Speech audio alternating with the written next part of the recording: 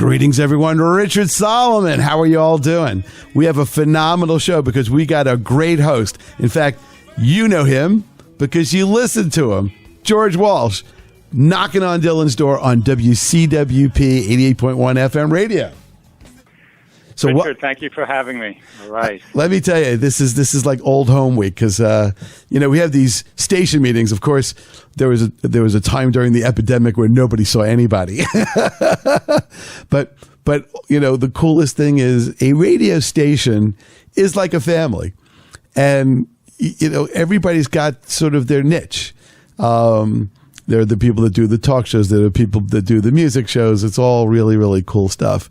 And the nicest things is when we get together, we get to say, hey, I heard your show on whatever. And it was really cool. And a lot of times we don't really get to talk and see each other because a lot of times on the radio, we all have different time slots. There was a long time when I only knew the Sunday people, because I'd come in onto the station on Sundays and they would be like sort of Alana and Jay and Grandfather Rock and, the Sunday people. But I also listen during other parts of the week, and Knocking on Dylan's Door is definitely one of those shows that you need to listen to. So, why don't you tell everybody about your show for those who may not know? Okay, Richard. I guess we probably met about a dozen years ago on a Monday night at LIU Post in Brookville, Long Island. So yes, the show is Knocking on Dylan's Door, and we try to have a Bob Dylan fest. The surrounding folk rock universe, we call it. It's Mondays, 2 big hours, 9 p.m. to 11. And, of course, our great station manager, Dan Cox, we have an open palette to play segues and anniversaries and just keep the music going and with historical context. And, I've been a Bob Dylan fan since I was a kid, probably like you, and just a student of his music, his lyrics, his humor, and it all got passed on along with the Beatles, like we talked about.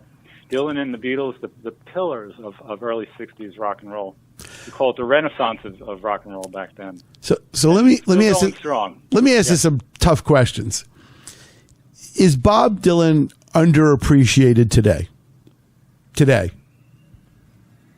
I would say yes, but the thing is, it's there for the taking for those that are interested. He's not going to be Paul McCartney with the big smile and the thumbs up, but if you're into something a little bit left of center, especially it's perfect for a university show. If you look in a library and look in the number of Bob Dylan books, it's staggering. And I think people do forget because he's just always been turning away. He played last night in tour. He's out on the road as we speak. God bless him. April 2022, as we're recording this, Bob's out on the road. He was in Memphis, Tennessee the other night, home of Graceland and Beale Street and B.B. King and Elvis. And to think that he's still out there, and he started when JFK was in the White House.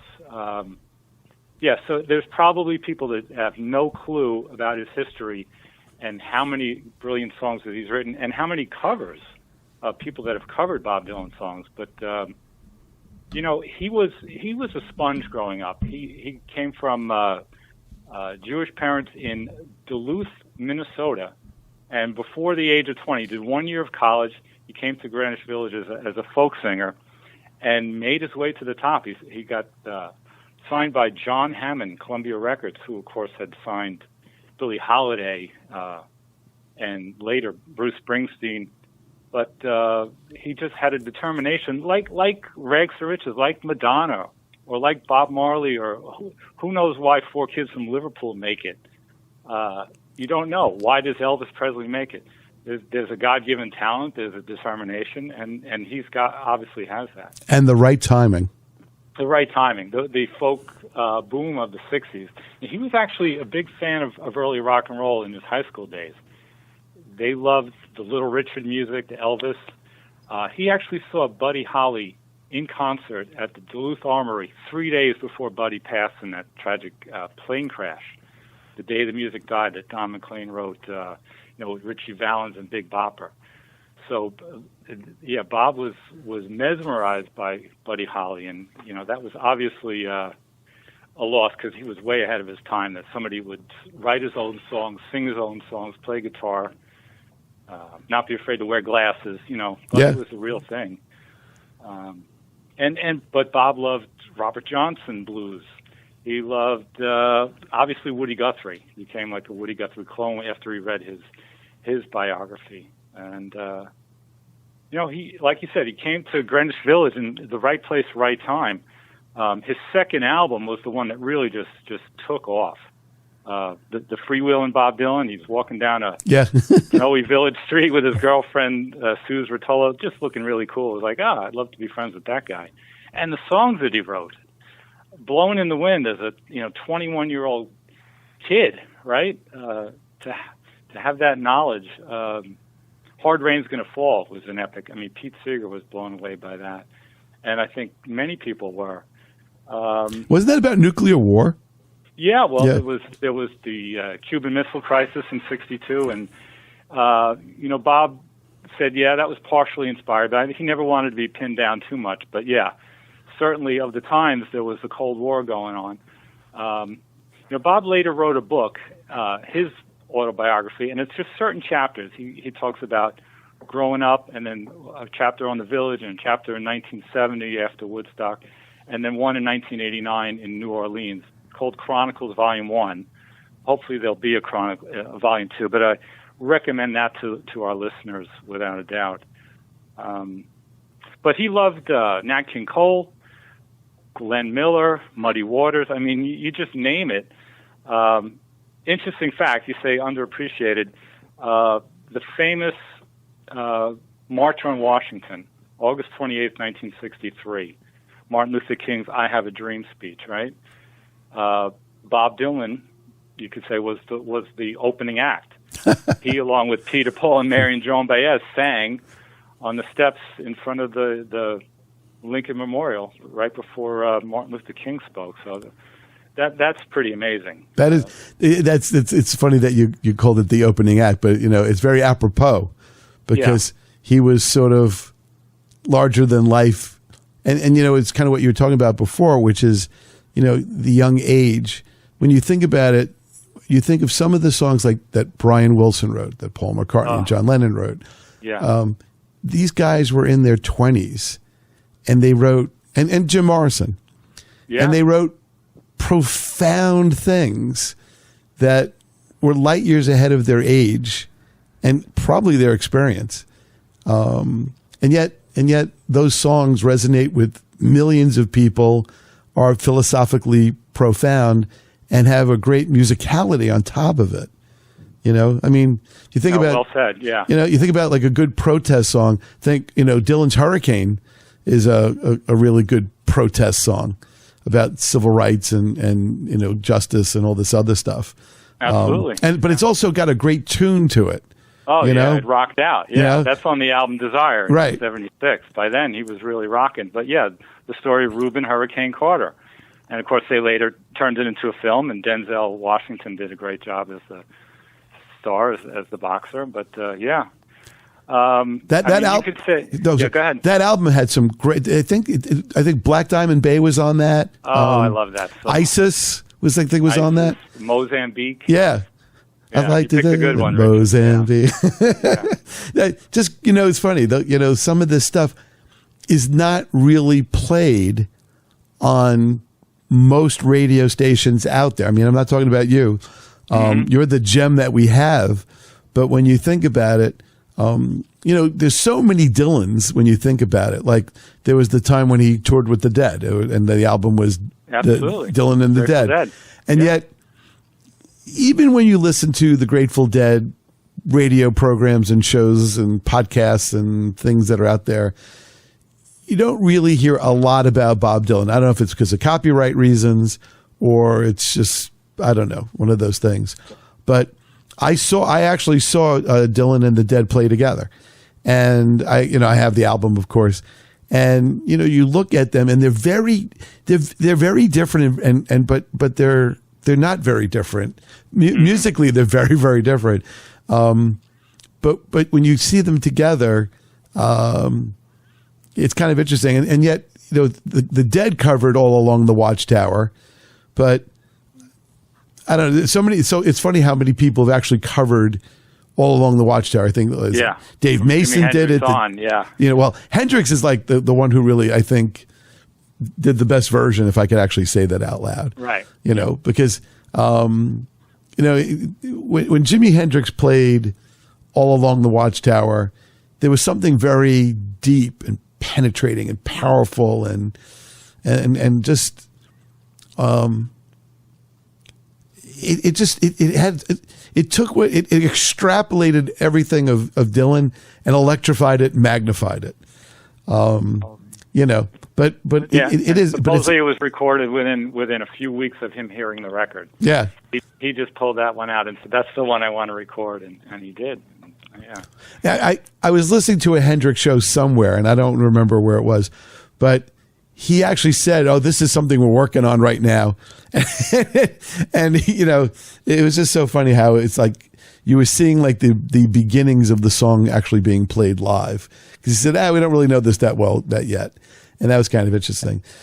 Jumping around a little bit, one of the things that I've noticed, because there are so many different phases to Bob Dylan, is, he did that whole Theme Time radio show. Oh, on Sirius XM. And that was just phenomenal. I mean, it was Brilliant. just phenomenal. Yeah. It was like the greatest radio, because he played all kinds of stuff. Yeah. All kinds of themes. Could you talk a little bit about that? Because I remember he would talk about like the meaning like behind Cat Out of the Bag, and he would do a show about, I guess, like tricks and spoofs and play all these songs from like the 20s and the 30s, and he had a very interesting way that he vocalized the show. It was kind of like funny and snarky and cool, and all at the same time. He was like a teacher. He would turn you on to acts, and whether it was Hank Williams or somebody I had never heard of, and now I've researched, Sister Loretta Thorpe, and Bob Dylan was a big fan, and you got to look her up as a blues singer, and there would be a show about trains or a show about love and all kinds of love, abandoned love and love for sale and love is only a 4-letter word. He could go on, and he wouldn't play his own. He would play artists that he admired or artists that you probably never heard of from the 30s. But, there were plenty of them that were, and you almost were able to hear the scratchy vinyl sounds. 78 RPM, and that's what made his show so authentic. And did he do this while he's on the road? I mean, this is a guy that's like always on tour. I don't know where he actually sat down to do these like shows in a studio or whatever. Yeah, he was kind of secretive. I don't know, if he had a home studio where he could do it in between tours. But it's still out there. There's some great archives of Bob Dylan with the Sirius XM. I highly recommend those. Yeah. So what? And he did not want to be pigeonholed. I mean, we saw that from a young age, that he wrote the political so-called finger-pointing songs, right? Times They Are Changing type songs, but he wanted to expand and go to country rock and do all kinds of, play with so many different musicians. Even when he first went electric, he got called Judas, the famous moment that got captured on film in England. The folk purists did not want him to play with an electric band. They thought he was selling out, and whether they couldn't hear the lyrics like they could with just a man playing acoustic guitar, but he was playing with the band, which became, his backup band became Robbie Robertson and Rick Danko and Levon Helm, and they obviously put their own album out, music from Big Pink later on, Night They Drove Old Dixie Down, but that was his backing band. But he's like, how can I get called Judas for playing music? I mean, he just couldn't understand that, and I mean, neither can I, but that's how crazy the audience was. And then a few years later, I think everybody caught up to it. I mean, he was just, when he came back out on the road after a few years, it was just, the sellouts were unbelievable. When you talk about the band, I always think back to when The Last Waltz actually was shown in movie theaters. And there was a time when it was shown in the Ziegfeld Theater in Manhattan.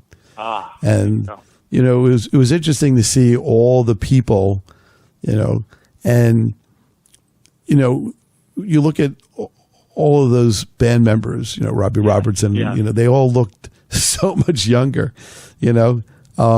I think they did something on YouTube where they did a worldwide version with like everybody around the world. I think it was Robbie Robertson, Ringo Starr, and then all of these people around the world. I think they would do, Take a Load Off Annie, that song. But they did it. It was funny. They all had headphones and mics and things but they were all outside. But it was like UK, South Africa, Costa Rica. It was just like all these places all over the world, and they would just go from frame to frame and shot to shot, showing different people singing and the song from the band.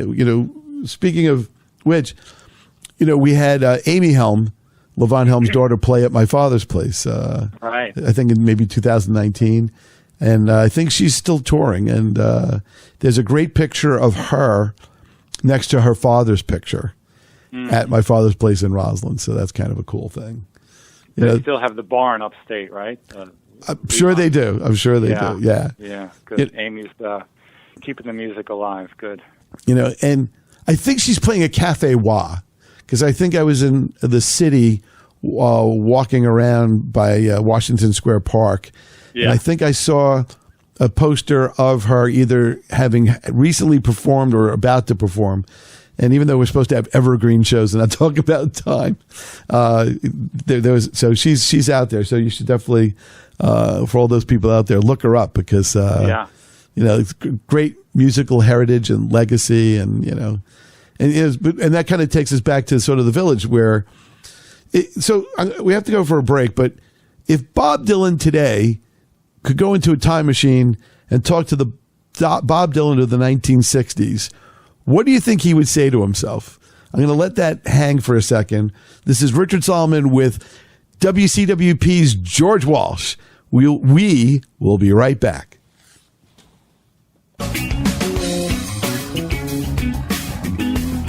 We are back. Richard Solomon, taking care of business by Father's Place Radio, and a show with millions of other names and platforms.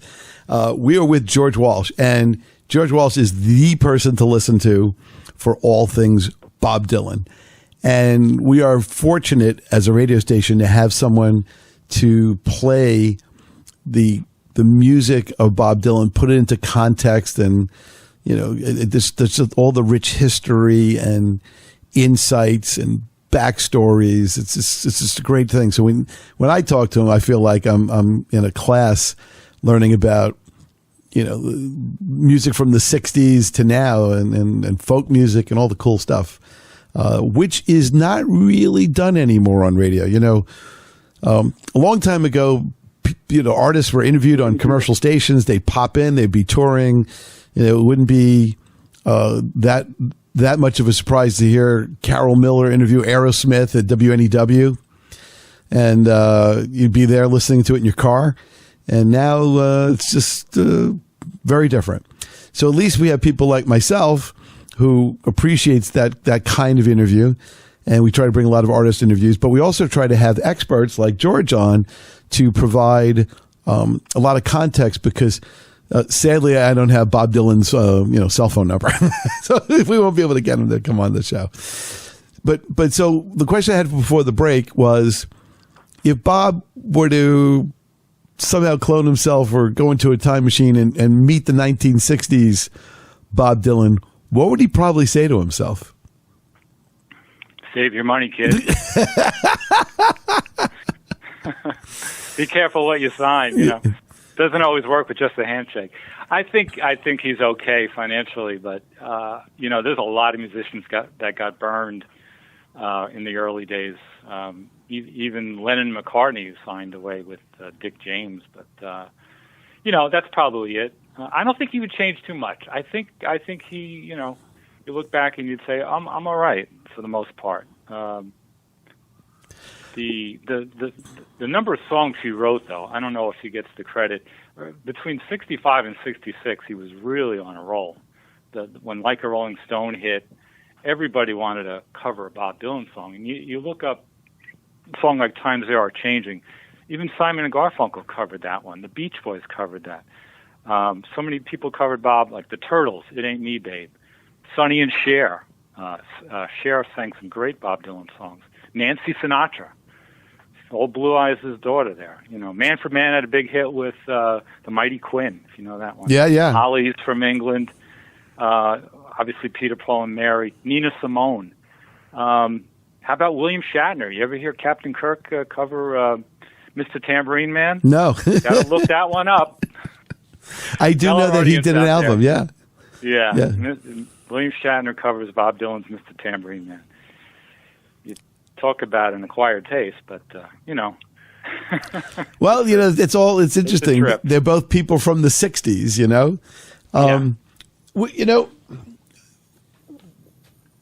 What would you say is the difference in the Bob Dylan of today versus the Bob Dylan of the 60s? I mean, obviously he was younger, but yeah. But what do you like if you were to look at them as a side by side? Right. Are they even recognizable in comparison? I think they are. I think it's that it was all new back then, especially compared to what you had. Even looking at the Beatles when they came on Ed Sullivan, the other guest, everybody was kind of like black and white, and they always say when the Beatles came on, it was like Technicolor, like The Wizard of Oz. DJ Pete Fornatal, who's been a friend of WCWP, fortunately passed away a few years ago, but he would call Bob Dylan like our bard. He brought up the IQ of radio with his lyrics, and Bob's still singing those songs. And if you're able to go see him, and if you have the wherewithal, God bless you. It's still out there for us to enjoy. Elvis Costello gets it. People in the old generation. Chrissie Hynde from the Pretenders, lead singer. She just put out an album of Dylan covers. So it's working its way into the 21st century. By all means. You mentioned Brian Wilson before. He was obviously leading the way as well. But it was like a renaissance back then with Good Vibrations and Bob's Blonde on Blonde album. The Beatles then got into Sgt. Pepper. Of course, they put all the cardboard cutouts of all their favorite artists they admired, and Bob Dylan's on the cover of Sgt. Pepper. But the Beatles and Bob had a big connection. When Beatles came over here for their first tour, they hooked up. When Bob played the Royal Albert Hall, all four Beatles would go see them. Obviously, later George Harrison, had a nice friendship with Bob. They even co-wrote some songs together on George's solo debut album, All Things Must Pass, which was a phenomenal album. Oh, the triple album blockbuster that just he really flourished, George. And for anybody that's seen the Peter Jackson film, to see the behind-the-scenes stuff, it's so great that's out, and it's so great that Columbia Records has put out many of the Bob Dylan bootleg series, because he was so prolific back then. There were so many songs that wouldn't fit on the album. He had extra material, and by the time the next album came out, he didn't want to look at the old songs. He was writing new songs, so the record company couldn't keep up. So there was songs that were available only as a B-side, and now many have been collected on the bootleg series, and it's great for collectors. It's great for your casual fan, Bob he was influenced on many levels, including the Woodstock Festival. He wasn't actually at Woodstock, but he had outgrown the Village at some point in the mid '60s, and he went upstate with his manager Albert Grossman. And he wanted to be able to write songs up there, and with the so-called basement tapes era. And when the festival hit, he got out of town. He said, I don't want to, But his songs were performed. Richie Havens kicked off the concert, of course, and would sing Bob Dylan songs. And the band were there, his backing band, and Arlo Guthrie and Joan Baez. And, we all know the story of Arlo's dad, right? Woody Guthrie, who wrote "This Land Is Your Land." Bob idolized him, and then Arlo, as a little kid, idolized Bob, and they obviously became friends over the years. And the circle went around. Bob became friends with Johnny Cash, went to Nashville, Tennessee, and recorded a duet with Johnny. So the body of work keeps growing and growing. And a couple of years ago, we got the Nobel Prize for Literature. And he didn't really accept it, but then he did, or something like that. No, yeah. At first he said, "Well, I'm on tour. I'm not even busy." Patti Smith went over to Sweden and accepted it on his behalf. So good for Patti to do that. But there's a 4 CD set that I highly recommend of all covers of Bob Dylan songs, and they were all newly recorded for this project. It was called the Chimes of Freedom, and the proceeds went to Amnesty International. And from Pete Townsend to current artists like Adele and Miley Cyrus, all covering Bob Dylan songs. So that's 4 CDs worth of Bob, and again, proceeds to Amnesty. So that's pretty cool. That is pretty cool. So he's certainly still relevant. Let's talk about Joan Baez for a second. He collaborated with her. Yes. Talk about that, because they have some very interesting harmonies when they sing. Yeah, Joan was actually like the queen of folk music, and he was like the up-and-coming scruffy kid. And she took him to some of her concerts to begin with, when people didn't know Bob, outside of the New York area. And they saw the songs he was writing, and then, she recorded the songs on her album, and then he sort of overtook her as far as, he was just so prolific. So for a while they were actually dating, and they were kind of the king and queen of folk music.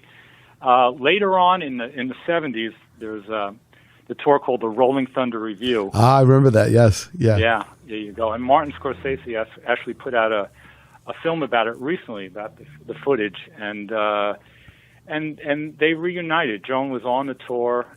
She wrote a song called Diamonds and Rust about her relationship with Bob. It's also a phenomenal song. So that's I think they have mutual respect and remain friends. Let's talk about the Traveling Wilburys. Okay. There's so many things, so funny. Each question I have, I kind of want to ask other things. Like I forgot to tell you that I interviewed John Carter Cash, and so that's an interview for people out there. That's Johnny Cash's son, and one of the cool things he told me was that Johnny Cash's favorite snack was buttermilk and cornbread before going to bed. So there you go. That's a little trivia. But so let's go back to from the North Country. They did a beautiful duet, Johnny and. All right. So let's talk about the Traveling Wilburys, because that was, a super group, but not like the super groups like Asia or Blind Faith. Even. Right. Because those were just for fun. Yeah. I mean, you got Tom Petty, Jeff Lynne, George Harrison, and Bob Dylan, and Roy Orbison, and they probably couldn't have been more different. Jeff Lynne is British. Bob's like, a New York, Jewish kid. Mm-hmm. Tom Petty's from Gainesville, Florida. Roy Orbison is this legendary crooner. Because when you're talking about Buddy Holly, I'm thinking, one of the people kind of from that time was Roy Orbison, kind of. From Texas. Yeah. And recorded in Sun Studios in Memphis. Yeah. And I've been to Sun Studios. In fact, I did a show from Memphis, and I've been to Graceland and talked about that on my radio show. And I've been to Beale Street and the whole bit, I've been to the Jungle Room. So you look at the Traveling Wilburys, and they couldn't have been more different. But you know how Sgt. Pepper was like an alternative identity for the Beatles, because they didn't want to be the Beatles for a while. They wanted to be something else. To me, I always thought that the Traveling Wilburys was so that all of these guys could be in a different perspective, not chained or typecast by what they were. Like Tom Petty wasn't like a heartbreaker, and Jeff Lynne wasn't with ELO, and George Harrison was no longer either a solo artist or a Beatle, and Roy Orbison was no longer sort of a solo artist. So they and you look at sort of their videos and their music, and they really, you see the respect for each other and the camaraderie. Absolutely. You nailed it. And they were actually using synonyms, the pseudonyms. They were using Lefty Wilbury and Lucky Wilbury and all kinds of put on names. Like John Lennon would use Dr. Winston O'Boogie to mix it up a little bit. Yeah, I forgot what Paul McCartney's hotel name was, but he had one of those names too. It was Paul Ramon. That's right. Yeah. George used to use part of Carl Perkins' name. I think it was. Anyway, he was a big Carl Perkins fan, George Harrison. All right, speaking of George, let me go back to August 1st, 1971 at the stage of Madison Square Garden, and then we'll jump to the Traveling Wilburys, because that's the ultimate, for me, the ultimate friendship and connection, where Ravi Shankar went to George Harrison and said, my home country in Bangladesh has got famine and floods, and it's war-torn, and I wish there was something I could do to raise awareness. And George said, we're going to put on a concert, and we're going to raise some money, and we'll make an album, we'll make a film, and all the proceeds went to UNICEF, and it went. And George, this was George's first solo endeavor outside of the Beatles, and he got Eric Clapton and Billy Preston and Ringo Starr, of course, and he asked his friend Bob, and Bob, said, well, I haven't been touring, since I had the motorcycle accident in '66, I'm not, all right, we'll leave a spot for you, and, sure enough, Bob came that night, and by all accounts, he stole the show. He did 5 wonderful songs, and it's out there. He sang very clearly, wonderfully. So that was the concert for Bangladesh for charity, the first big charity concert before Live Aid and all the others. Way before, yeah. Yeah, and now we're, trying to help people in Ukraine. Here we are in 2022. But anyway, so that friendship stayed more or less in place. They were always in contact and help each other out. Bob had just toured with Tom Petty in 1986. So he was out on the road with Tom Petty. Like you said, he was out on the road with the Grateful Dead, and I think he was looking for something different. George had come back with the album Cloud 9, and he had a hit single with... I've Got My Mind Set on You. That's the one, yes. Yeah. And it started out as a fun session just to do a B-side, Handle with Care, and they're sitting around strumming some guitars, and they're, Bob's got a studio in L.A., and Tom's there, and they come up with the song, and they give it to Warner Brothers, and apparently the record company said, no, guys, this is too good. It's just one song. Why don't you do a whole album? And they were having fun, and they did. And it was as easy as that, just to keep going and make 10 songs. And like you said, to have Roy Orbison, who really, they all admired Roy's voice, but they sang, the harmonies were great. Bob certainly has a unique voice, without a doubt. It's an acquired taste, but so is Mick Jagger's. So is Louis Armstrong. So is Eric Clapton. Yeah. Yeah. So, but those, End of the Line is on that album, the first album. That's a great song.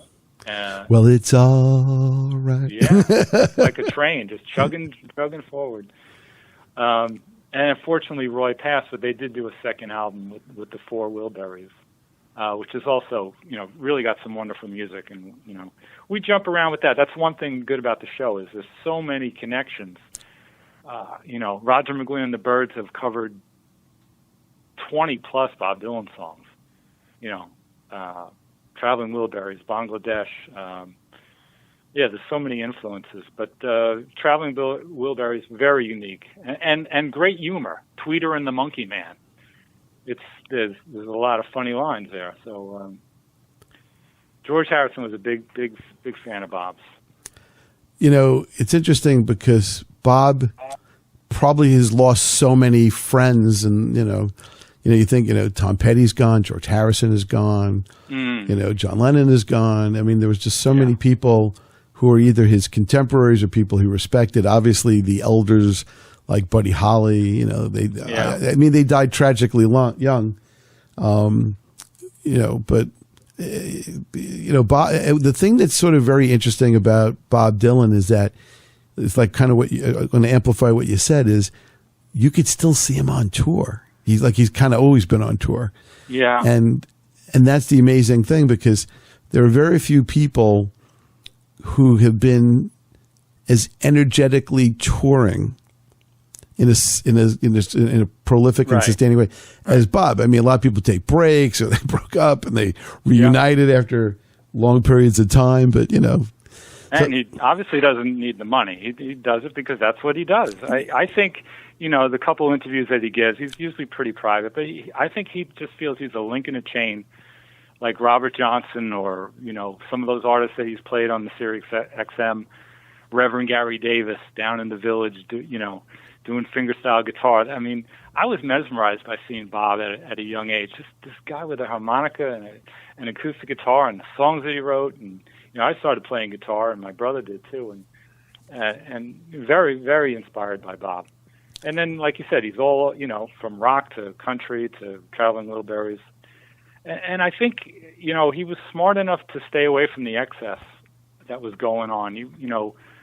Early on in the rock days, Brian Jones died from the Rolling Stones, and obviously Jim Morrison and Jimmy and Janis, that generation. But, I think he avoided that. He was smart enough to stay out of the fringe and stay on the sunny side of life.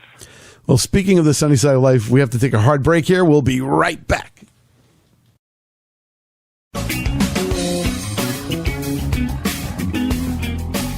We are back. George Walsh knocking on Dylan's door, and he can be heard on WCWP 88.1 FM and WCWP.org. Sadly, you don't have a podcast because I guess there's all kinds of copyright issues with the music. Right. So this is our podcast. So so maybe I'll make sure this gets posted, and then we can just shamelessly promote it out there.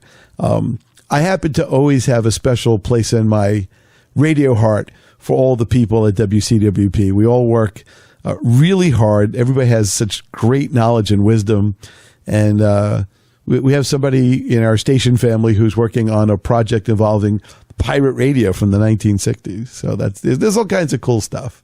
We have people who've been on the air for decades. We've had people who do all kinds of music and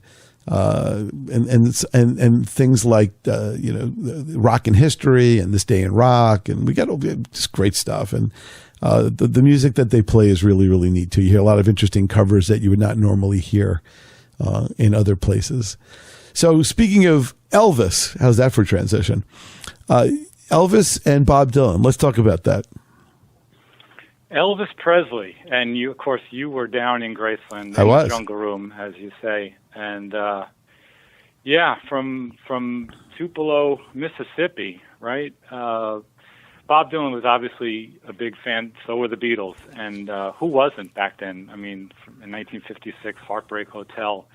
Bob Dylan said in 1966, out of all the covers, and we mentioned how many people had covered Bob Dylan, he said, when Elvis Presley recorded his song, Tomorrow is a Long Time, that just knocked it out of the ballpark. That was his favorite cover. Later on, Elvis would also cover Don't Think Twice, It's All Right, really rockin' version. And those two are out there and available on Elvis Presley records. And he was the king. I mean, how could you not, Don't Be Cruel, right? Those old swivel hits, right? And, Ed Sullivan, you couldn't see him from the waist down. Think about that, right? Where have we come from those days? Look, I Love Lucy, they had separate beds, so, So it's a wonder how little Ricky actually came along. The stork. Everything was different. They had smoking on television in those days, and too much. You watch Humphrey Bogart, it's like, oh my God, Casablanca.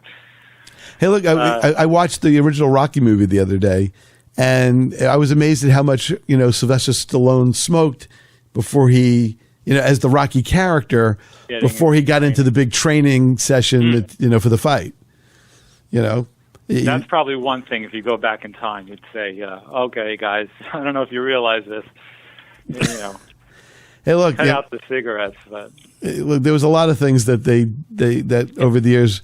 I guess the way to describe it is, well, it seemed like a good idea at the time. Everybody else was doing it. So let's talk about your show. Okay. With all this material and all of this great stuff, how do you decide what each week is going to look like? What inspires you? You know, every show starts out as, 0 minutes of tape or 0 minutes of 2-hour airtime. Right.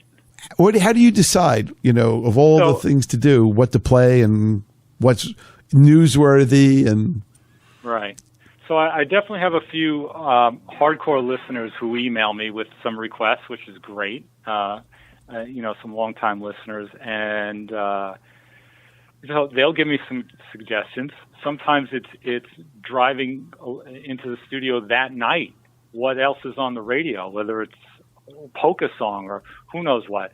There's obviously certain anniversaries, album anniversaries as albums are released, or Bob Dylan live in concert, or it's Valentine's Day, or it's St. Patrick's Day. So you're going to have love songs or some Irish songs, whatever it is. So we try to do a theme. We try to do a set of songs that are connected. And, if there's a Beatle connection, which there usually is, there's certainly a lot of Beatle-inspired songs. So I try to bring that in because that's almost universal. If you can play, "Hey, You Gotta Hide Your Love Away," and hear the Dylan influence, and then play something else folky from that period. John Lennon's song, "Working Class Hero," when it first came out, it was just solo acoustic, and John's doing his Dylan period here. On the White Album, there's a song called "Your Blues," and John says, just like Dylan's "Mr. Jones," the Ballad of a Thin Man. So they would certainly do nods to each other. In the song "Give Peace a Chance," everybody's talking about Bobby Dylan, Yoko Ono, Timothy Leary, Hare Krishna. So they were certainly keeping each other's, in thoughts. The song "Norwegian Wood," Bob supposedly wrote a follow-up to that called "The Fourth Time Around."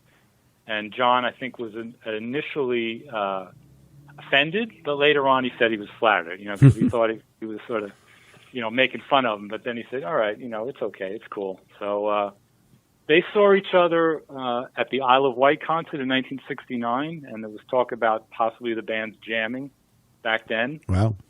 Never came to pass, but, the Beatles, Stones, Dylan connection is always pretty cool. Actually, the Stones have covered "Like a Rolling Stone," and that's a pretty.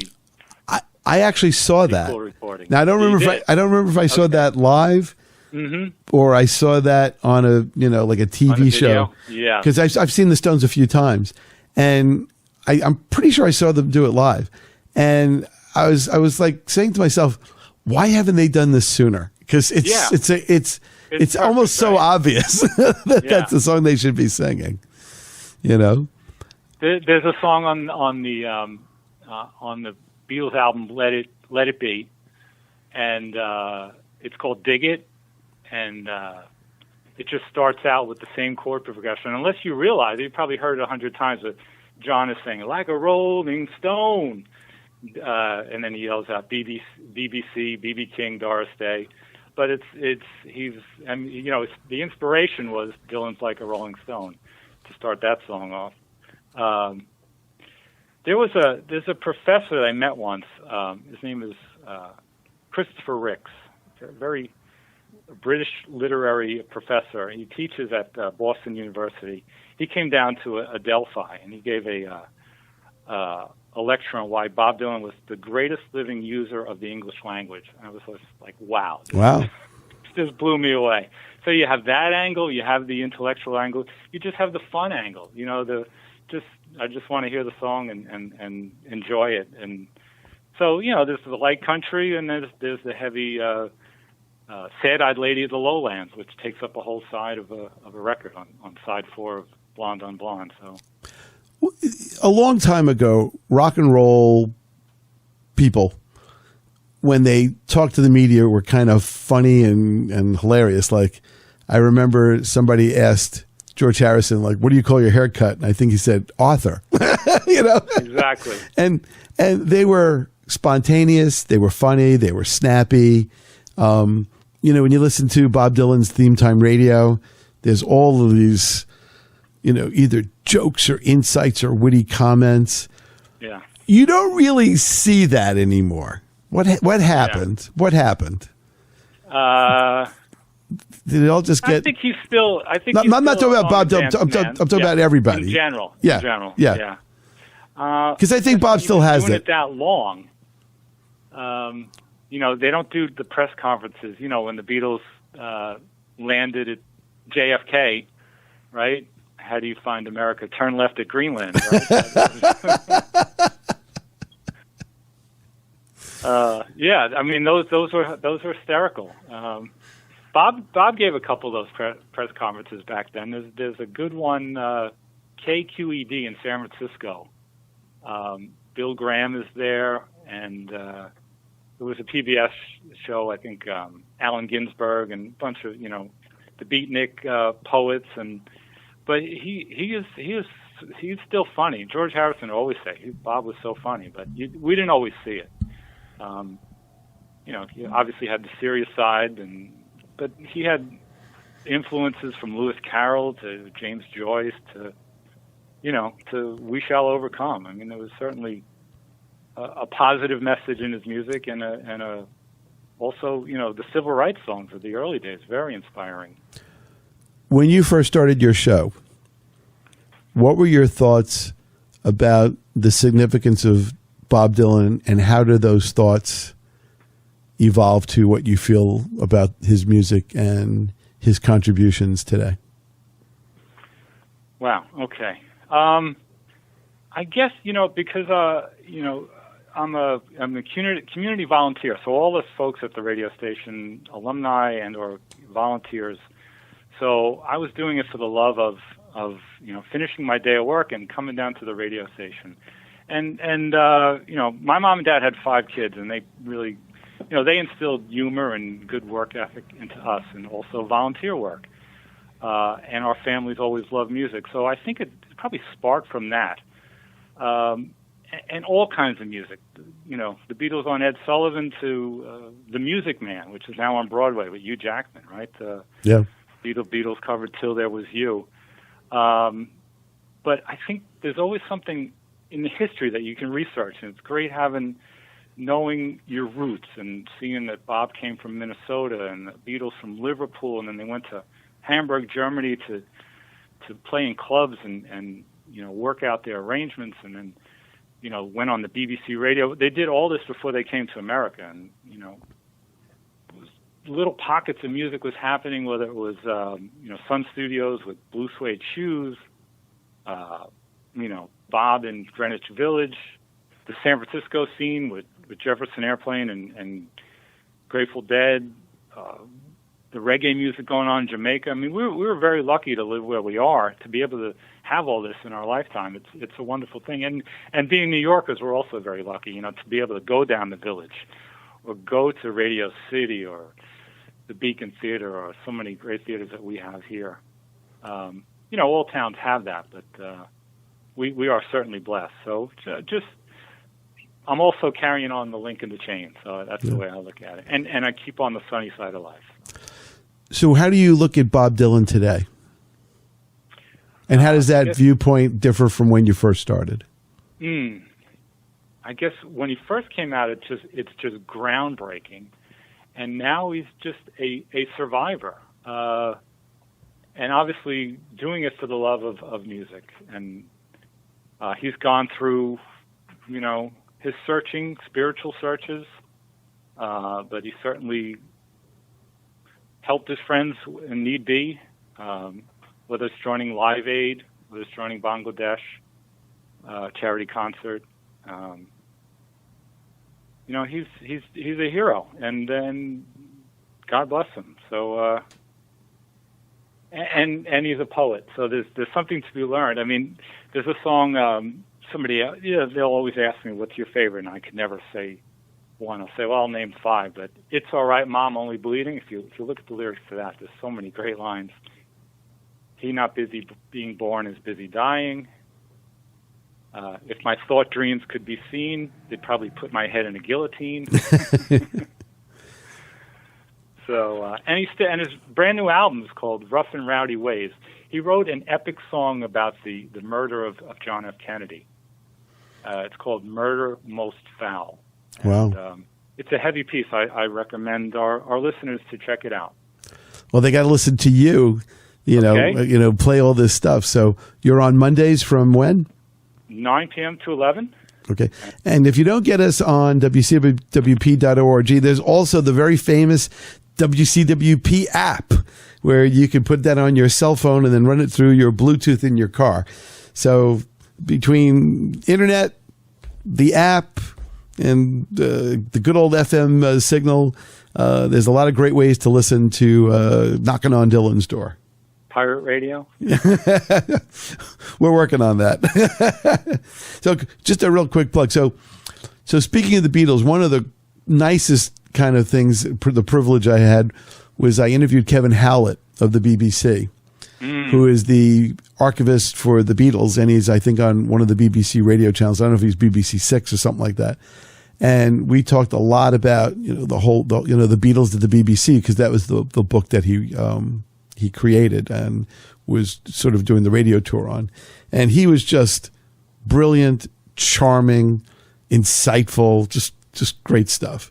Yeah. And it's the kind of material that, I listen to every once in a while. I'm like, wow, it's like, guests like you and Kevin really make the radio experience so unique. In the couple of minutes that we have left, what draws you to radio? Oh, probably as a kid under my pillow listening to the baseball game or the top 10 in Motown in 65, right? It was great to have an AM transistor radio back in the days, whether it was Dan Ingram on AM radio and a little later on. And he was sharp. He was quick. Funny man. And then Allison Steele, the Nightbird, later on the FM, and of course Scott Muni and all the other jocks. Kevin Howlett's brilliant. His books are gospel for Beatle fans. Those BBC sessions, 62 to 65. There's so many wonderful songs in that period. Oh my God! Play live, yeah. When you think about the music of the 60s, it's kind of unbelievable how much, I guess, what you call almost classic music. I mean, the American Songbook was expanded exponentially by, and when you listen to things like Light My Fire, it's still fresh today, even though it's so many years ago. And you listen. It's a wonderful song. I mean, you can hear the edited version on AM radio, and, with Jim Morrison, sounding like nobody before him. Or the extended version where Robbie Krieger and Ray Manzarek did sort of jamming like John Coltrane. That was their jazz influences. So there was definitely, I think the bands were feeding off each other. And, Johnny's in the basement mixing up the medicine. There was a lot. When the Byrds' Mr. Tambourine Man went to number one in 65, that just opened a lot of doors. And, even the story of Simon and Garfunkel, they had actually broken up. Their debut album did not do well, and Bob Dylan's producer, Tom Wilson, put backing track, guitars, bass, and drums, electric guitar, bass, and drums on Sounds of Silence, and released it as a single without Paul and Art even knowing. And the song went up the charts, and Paul was over in England, and Artie was going to Columbia University, and Art said, "This song's going up the charts. Paul, come back. We got the hit single that we always wanted." And that's how they got back together for their second album, because their first album was a dud. Wow. Wednesday Morning, 3 a.m. So, little known story. Bob Dylan's producer, Tom Wilson, an African American man who's hardly well known because he died very young, but he later produced Frank Zappa and a bunch of great people. But that folk rock boom, and then the Love and Spoonful and the Turtles and the Beach Boys, I think each group was inspiring each other. Pet Sounds, and then into Sgt. Pepper. Well, sadly, we're out of time, but I want you to stick with me because we're going to put some extra footage on YouTube. So for everyone out there, thanks for listening. We'll see you next time. Listen to Knocking on Dylan's Door. We will see you soon.